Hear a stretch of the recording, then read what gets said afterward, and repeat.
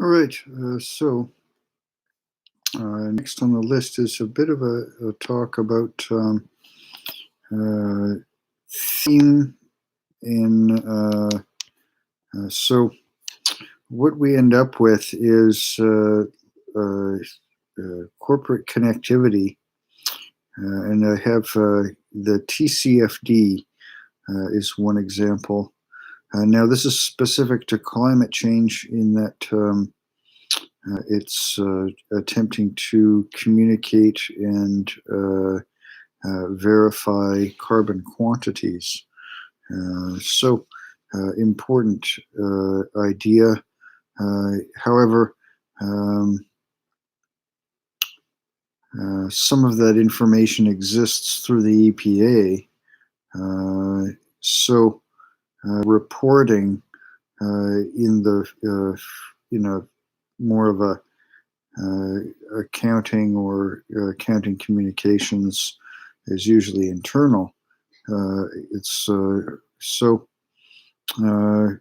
public domain data on carbon quantities as per entity. So the EPA data shows locations, but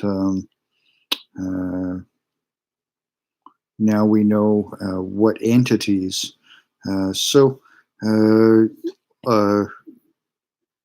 Apparently there's 930 organizations that support the TCFD recommendations to report carbon emissions, and they have a collective market capitalization of over $11 trillion. Foreign groups, South America, you name it, Japan, not a lot of nationalities are underrepresented in that group. It would be interesting to know who isn't on the TCFD list. So, in that sense, there's in the sense of organizations like Ceres or various Sustainable Investors Group. There's a lot of different organizations that include corporates in their process.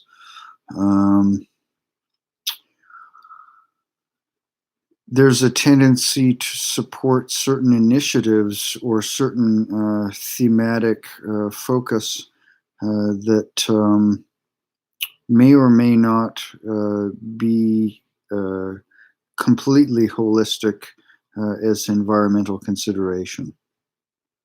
So what we end up with is kind of a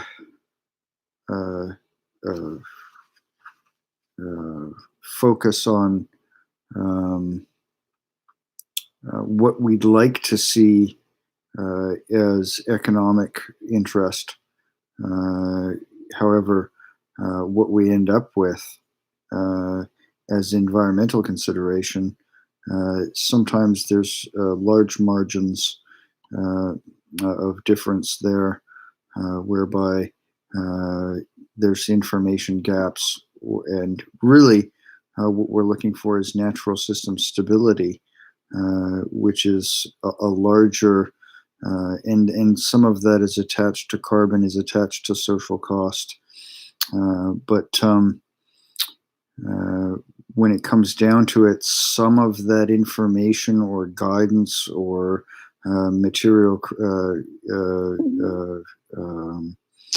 aspects of causation vary, or there's margins of omission or information gaps with respect to human security pieces that are essential to really clear beneficial intentions. Sometimes there's a bit of coloration, thematic coloration, sort of like pressure to end up doing things that are not entirely beneficial. So the TCFD, much touted organization. However, I will say that getting those, if there's SAT data that can include emissions at the pipe, getting them to admit it is, when the data exists already.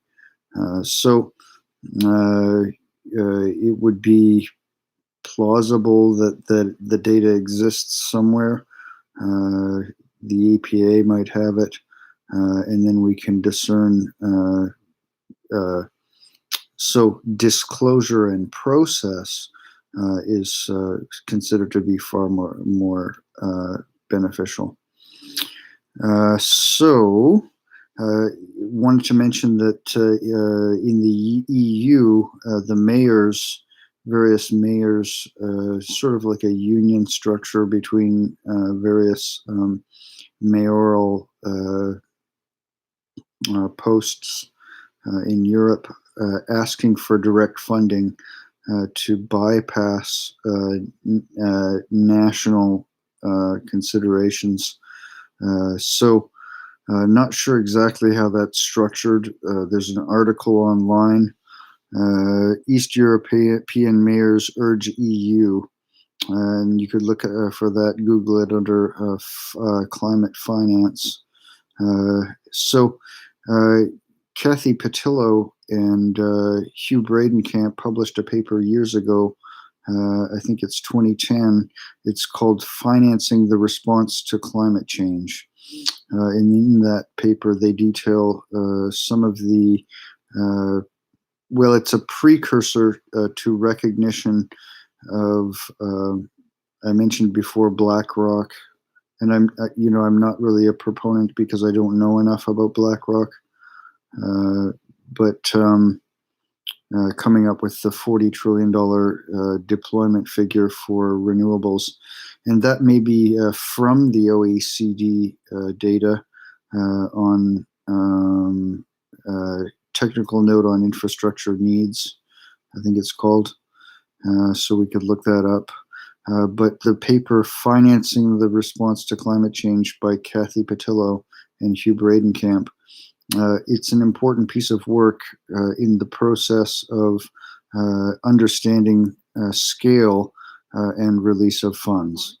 So it should be noted that at the present moment, we are vastly under scale, and that some of the projects that are being financed are not achieving carbon abatement as capital efficiency. So there's also on the European Bank for Reconstruction and Development news page, you could Google "how the finance industry is leading the way to a greener future," or search it on their page, the European Bank for Reconstruction and Development.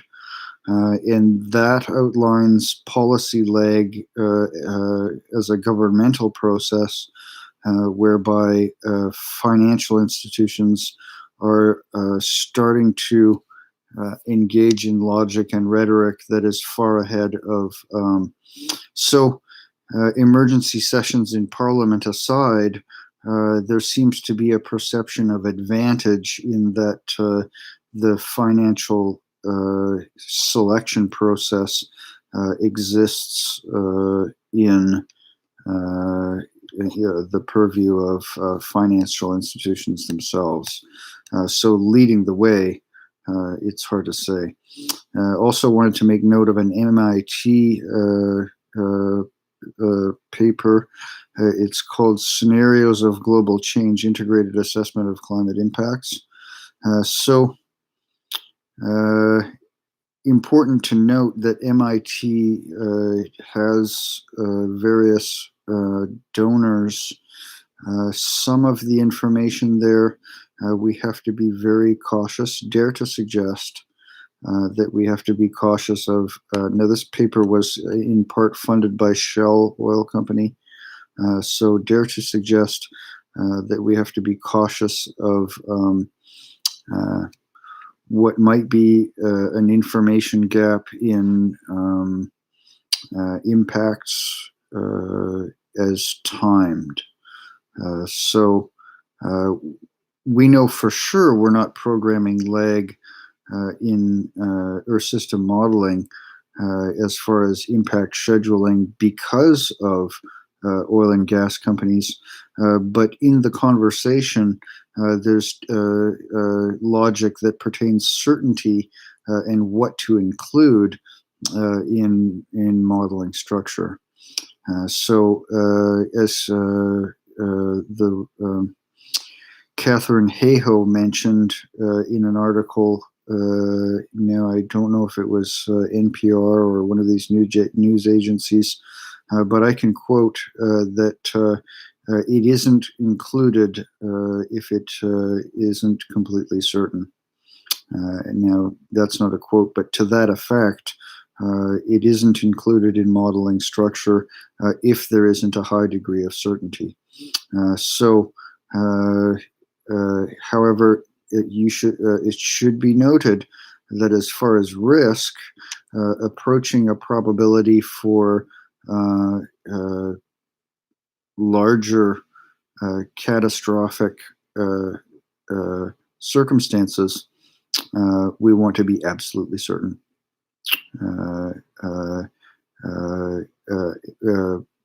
And we want to be absolutely safe. So that means exposure for degrees of certainty with respect to certain kinds of outcomes.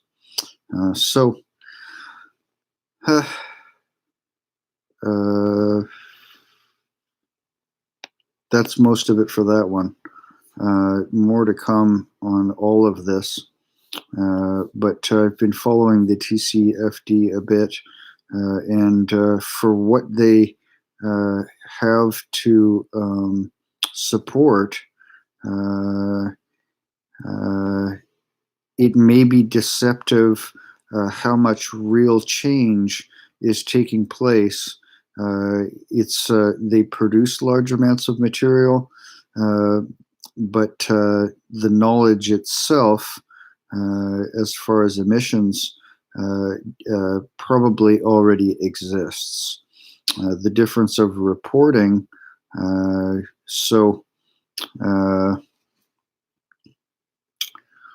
is probably compartment. There's another index here I just wanted to mention really quickly. And now I hope some people might be interested in this. It's Power Shares Wilder Hill.